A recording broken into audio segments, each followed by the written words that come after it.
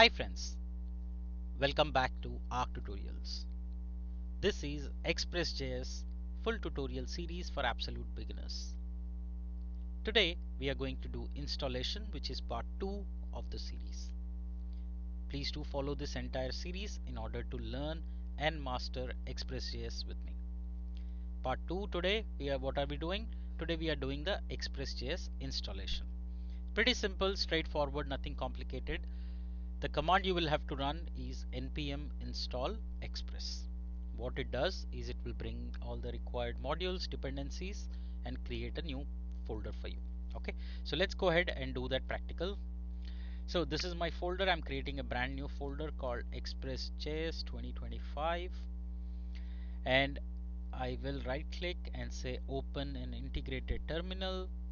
And here what we are going to do is first type the command npm init. Now it created the file, which is the initialization basic package. And so let me also make a notes for you. Alright, so step number 1, initialize the project folder, and for that you'll run the command npm init, which is nothing but initialize the repo. Now step number 2 is to install expressjs, and the command that will run is npm install express. So let's go ahead and do that. npm install express. Alright, so if you open package.json, you would see that it installed expressjs, which is 5.1.0.